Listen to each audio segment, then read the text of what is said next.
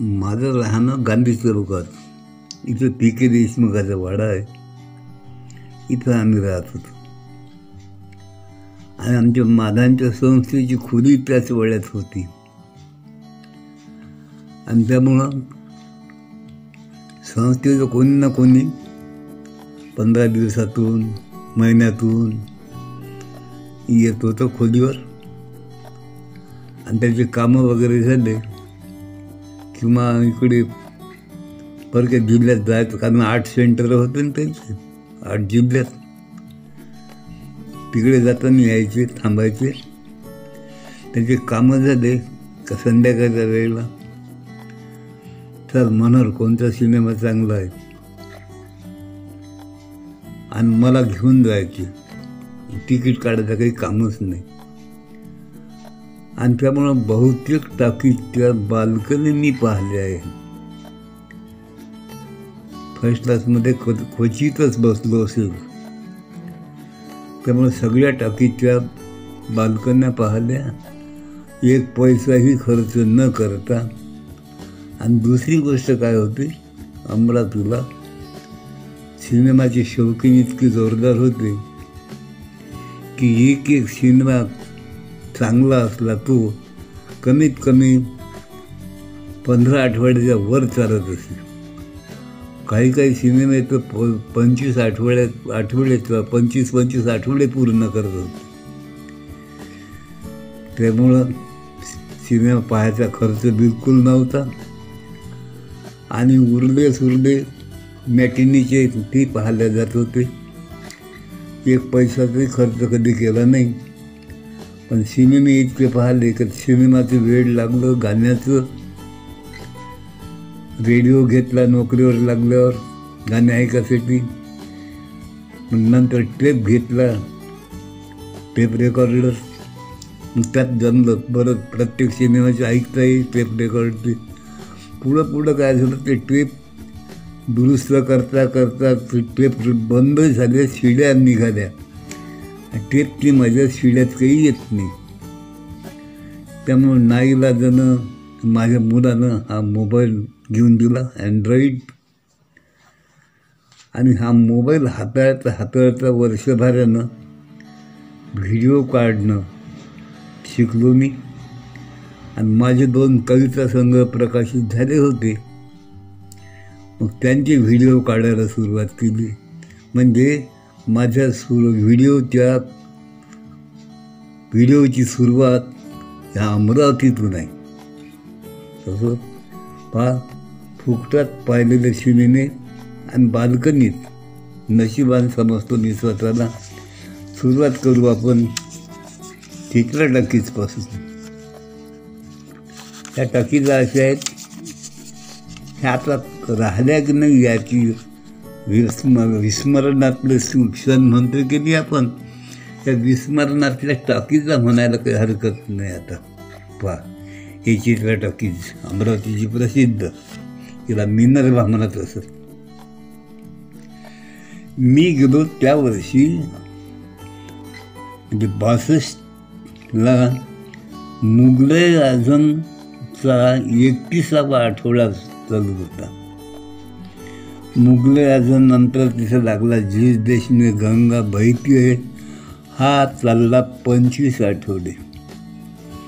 त्याच्यानंतर शांताराम बापूचा स्त्री हा चालला. त्याच्यानंतर बापूचं गीत गाया पथोरने. आणि त्याच्यानंतर मला ते जिस देश में गंगा बहती है नंतर गंगा जमुना लागला होता. हे असे महत्त्वाचे सिनेमे त्या ठिकाणी पाहायला गेले. एक वेळाने कितीतरी वेळा पाहायला गेले आहे, कारण पैसे काही लागत नव्हते आणि येणारे जाणारे माझ्याशिवाय एवढे सिनेमा पाहत नव्हते. ही एक पहिली आपण चित्र टाकीज. सगळ्या टाकीज आपण पाहणार आहोत आता. मुद्दाम त्यासाठी दुसरी टाकीज ही प्रभात टाकीज. चित्र झाली ही प्रभात टाकीज. मग आपण पाहिली ती ही प्रभात टाकीज इंद्रजितचा स्टुडिओ होती. या टॉकीजमध्ये मी गेलो त्यावेळेस जब प्यार किसी होता है चालू होता. देवानंद आशा पारेख सगळे सिनेमाचे ॲक्टर कोण, संगीतकार कोण, गीतकार कोण, इथपासून सगळं बारकाईन पाहण्याचं भाग्य मला लाभलं. जब प्यार किसी हो त्याच्या आधी गृहस्थी चालू होता पहिल्याचा.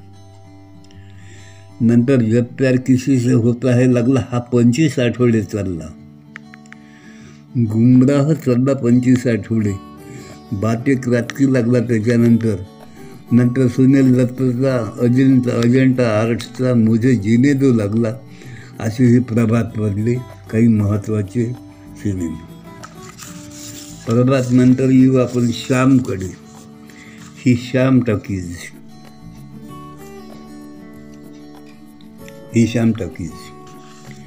या श्याम टॉकीजमध्ये मेरे महबूब 25 आठवडे, आरती 25 आठवडे, राखी अशोक कुमार आणि वैदा रेहमानचा आणि शम्मी कपूरचा जंगली सन्नू कपूर सायरा बानूचा पहिला सिनेमा.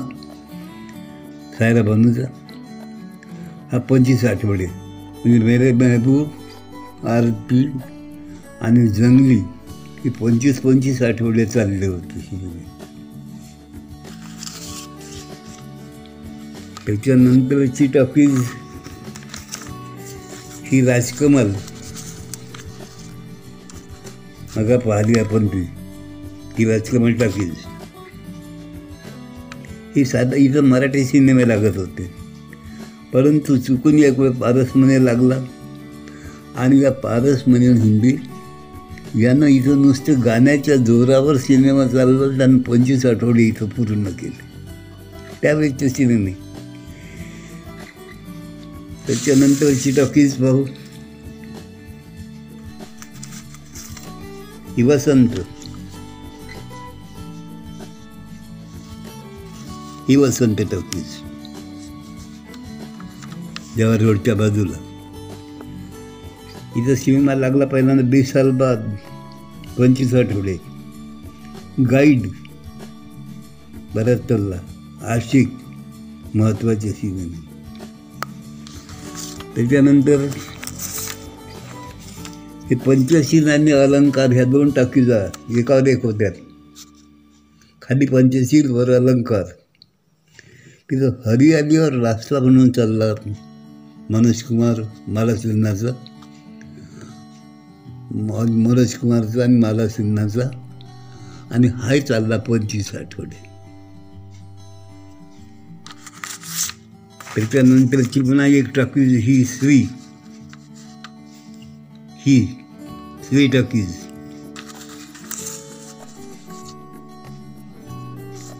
इथे मी गेलो त्या वर्षी चालू होता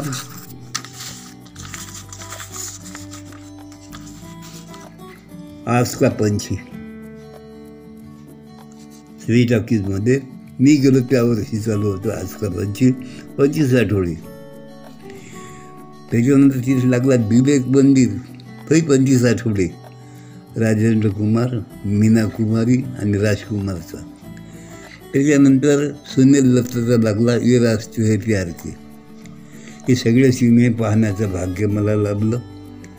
त्यासाठीच हा व्हिडिओ केला. अमरावतीची आठवण. आता ह्या टॉकीजा त्यानिमित्तानं ह्या टॉकीजाची आठवण राहिली. आता ह्या टॉकीजा आहेत की नाही, कारण TV झाले आहेत, त्यामुळे सगळ्या टॉकीजा नामशेष झाल्या आहेत. या टॉकीजा आता काही टॉकीजाचे मॉल झाले असतील, परंतु पूर्वीची मजा नाही येत.